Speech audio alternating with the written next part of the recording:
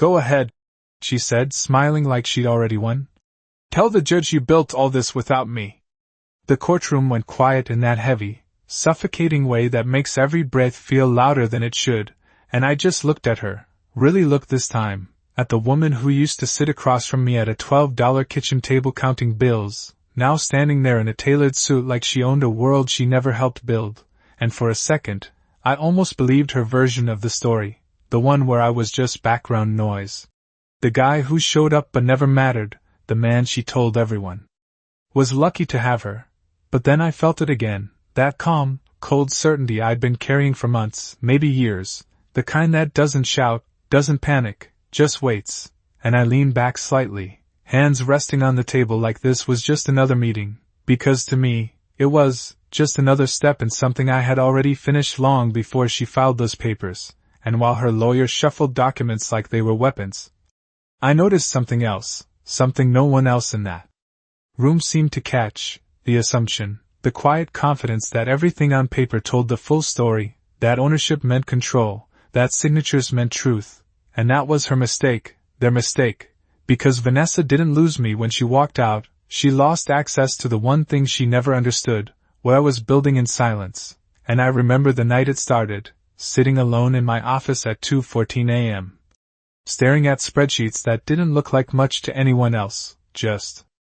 numbers, transfers, structures, but to me, it was a blueprint, a way out, not out of the marriage, not yet, but out of being exposed, out of being the man who could lose everything because he trusted the wrong person, and while she was out chasing validation, dinners, attention, whatever made her feel like she was winning, I was learning, restructuring, moving pieces inch by inch until nothing important sat where she thought it did.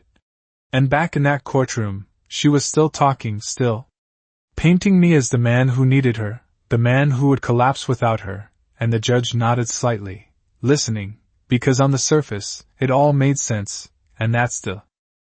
dangerous part, when a lie looks clean enough to pass as truth, but then her lawyer said it, clear and confident. My client is entitled to half of all marital assets.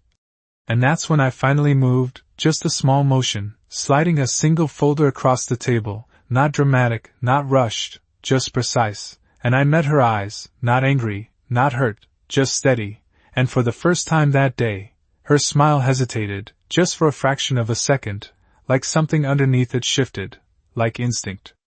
caught up before logic did, and I said quietly, almost like I was reminding myself, that depends on what you think you actually own.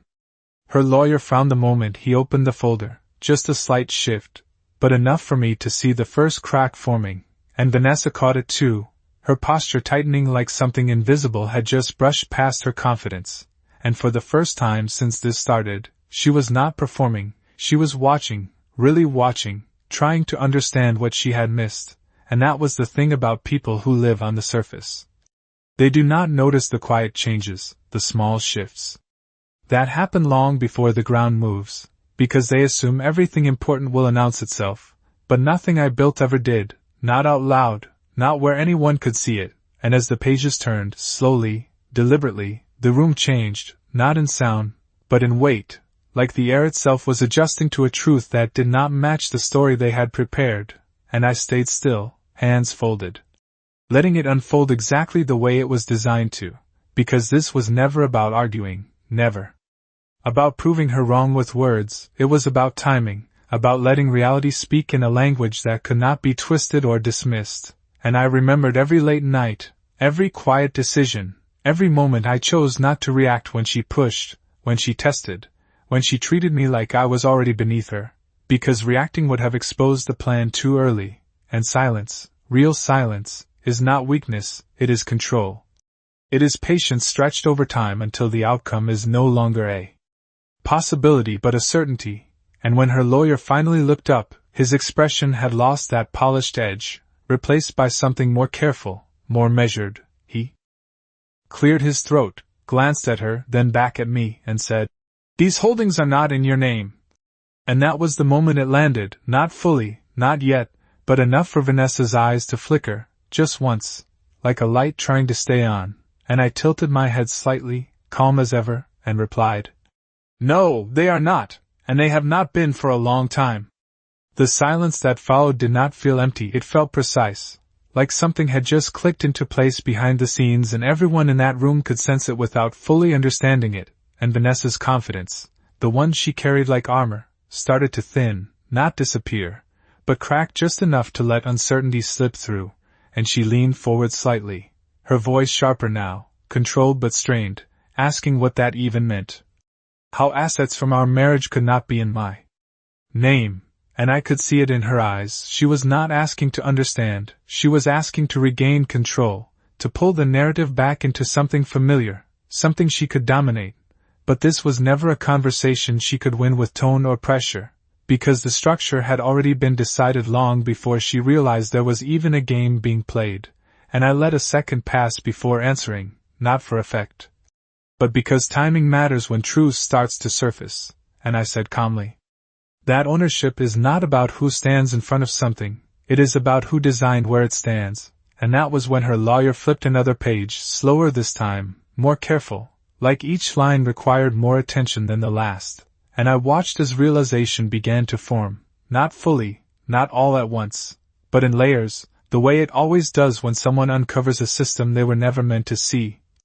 And I thought back to the first transfer, the one that looked small, insignificant even.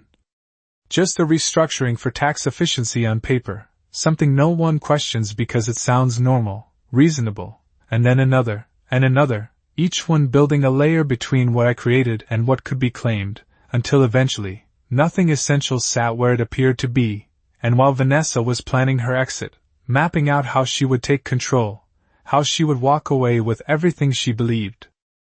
she deserved, I was already months ahead, moving pieces quietly, documenting everything, ensuring that when the moment came, there would be no confusion, no argument, just a clear, undeniable structure that did not rely on emotion or interpretation. And back in the room, she shook her head slightly, almost laughing, like this had to be some kind of misunderstanding, because in her world, everything was always direct, visible, immediate, and the idea that something existed beyond what she could see did not fit the logic she trusted. And that is when she said it, almost under her breath but loud enough to carry. You are lying. And for the first time, I allowed the smallest shift in my expression, not anger, not satisfaction, just recognition, because that word, lying, was always her way of rejecting anything that threatened her version of reality. And I leaned forward just slightly, meeting her eyes with the same steady calm I had held from the beginning, and I said, No, Vanessa, I just stop explaining things to someone who never listened. And her lawyer exhaled slowly, closing the folder halfway now, like he needed a pause, like the weight of what he was seeing required space to settle, and in that moment, before anyone spoke again, the truth was already doing its work, not loudly, not dramatically, but exactly the way I intended, piece by piece. Until there was nothing left for her to hold on to but the realization that what she thought she had taken was never hers. To begin with. Vanessa's hand tightened around the edge of the table, not dramatically, just enough for the tension to show in the small details, the kind people miss unless they are paying attention, and I was, because I had been watching her closely for years, learning the difference between her confidence and her control, and this was something new, something unstable, and her lawyer finally spoke again, slower now. Each word chosen carefully, explaining that the entities listed were structured through layered trusts and independent holdings, legally separated, protected, and outside the scope of direct marital division, and as he spoke, I could see it settling in, not just for her, but for everyone in that room, the realization that what looked simple on the surface had depth they had never considered, and Vanessa shook her head again, this time. Not in dismissal but in disbelief, like she was trying to push the information away before it could fully land, because once it did, there would be no going back to the version of reality she had been holding on to, and she looked at me, searching for something, maybe anger, maybe weakness, something she could use to ground herself, but all she found was the same calm I had carried from the beginning, steady, unshaken. And that seemed to unsettle her more than anything else, because she was used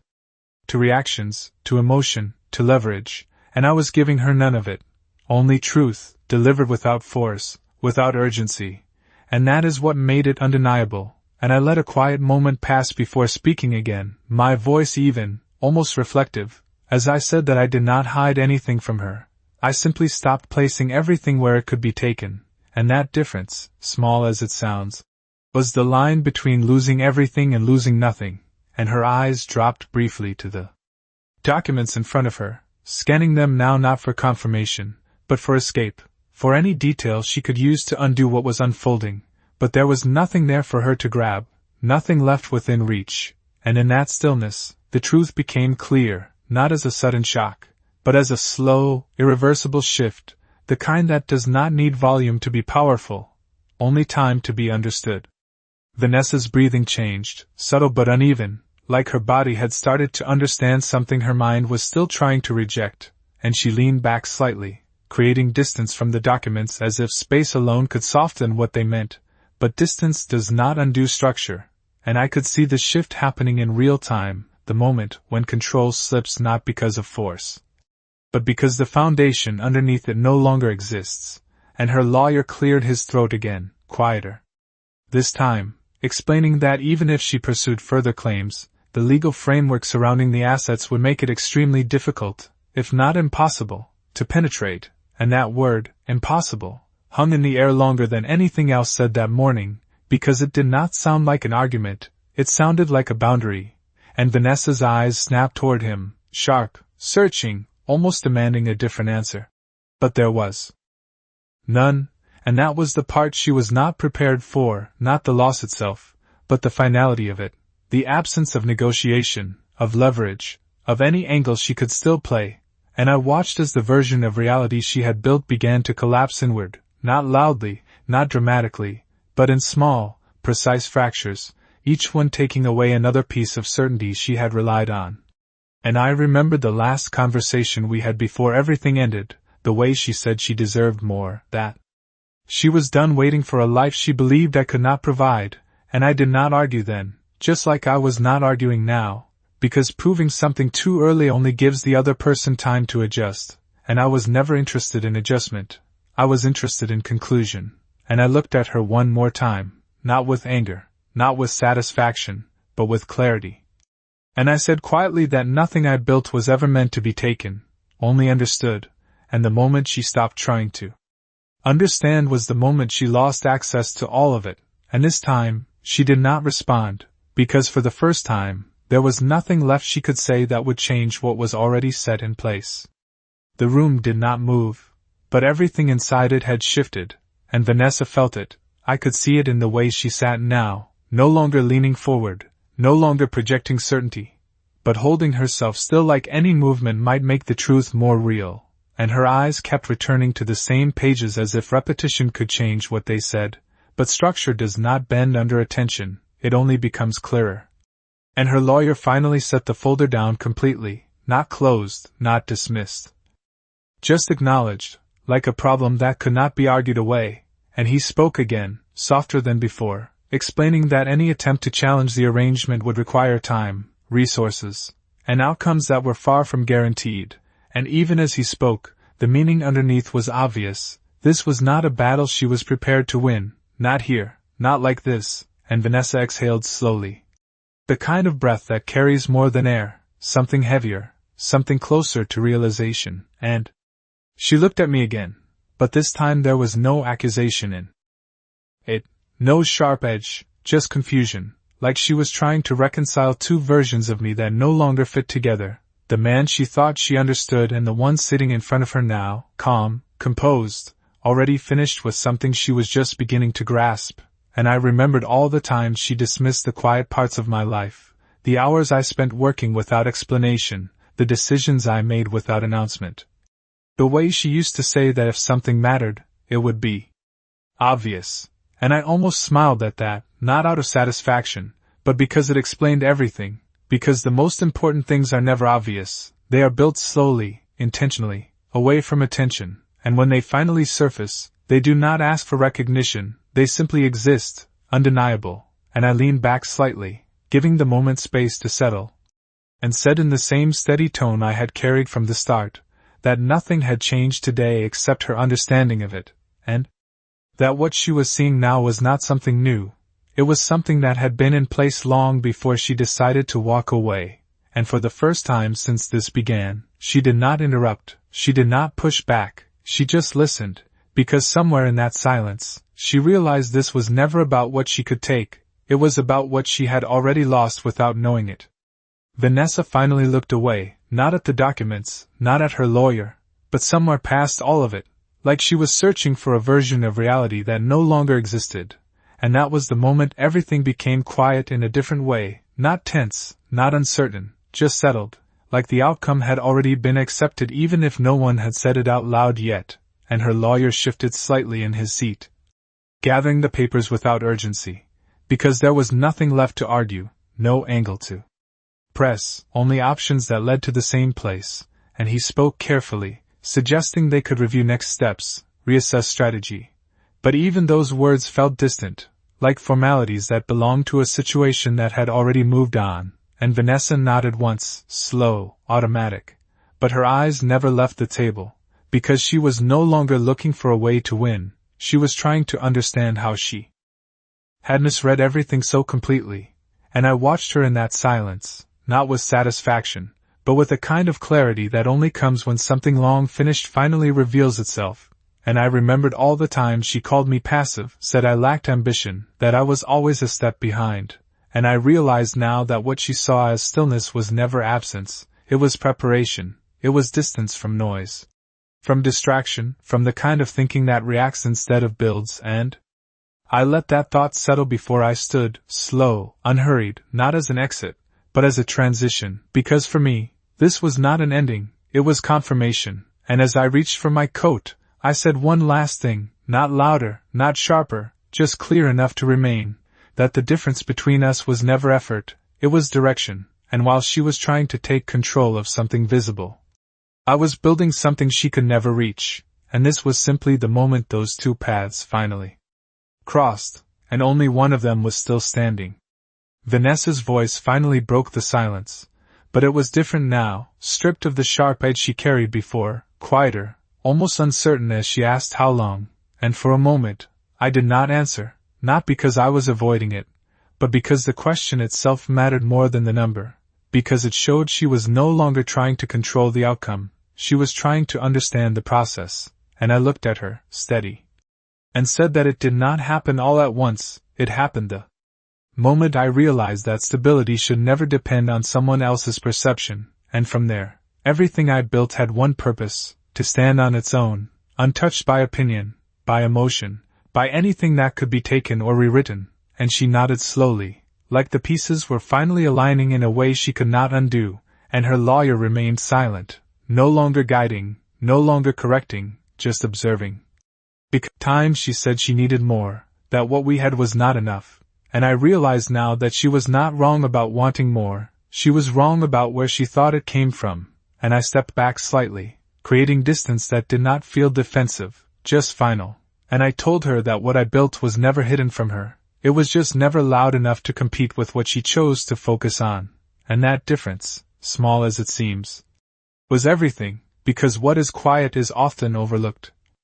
And what is overlooked is often underestimated, and what is underestimated becomes the very thing no one sees coming until it is already too late to reach it.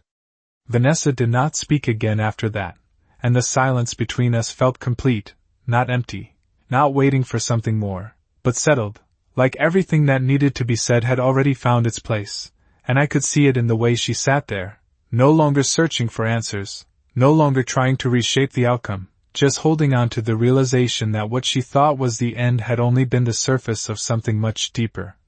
And her lawyer quietly gathered the remaining documents, the sound of paper against the table sharp in the stillness, a final reminder that this was not a misunderstanding, not a temporary shift, but a structure that had already closed around her options, and I took one last look at her, not with judgment, not with regret, but with a clarity that felt almost distant. Because the person she thought she was standing across from no longer existed in the way she understood, and maybe never had, and I realized then that this was what closure actually looked like, not a dramatic ending, not a final argument, but a quiet moment where the truth becomes undeniable and everything else simply fades around it, and I turned to leave, steady, unhurried, knowing that there was nothing left in that room for me to hold on to, nothing unfinished, nothing unresolved, and as I reached the door, I paused for just a second, not to look back, but to acknowledge something internally. That everything I built in silence had done exactly what it was meant to do, not to take anything from her, but to ensure that nothing essential could ever be taken from me, and when I stepped out into a hallway, the world felt the same as it always had, steady, indifferent, moving forward without pause, but for me, something had shifted, not in what I had, but in what I understood, and somewhere behind that door, Vanessa was still sitting with the pieces of a reality that no longer held together, while I walked forward into one that had already been waiting for me all along.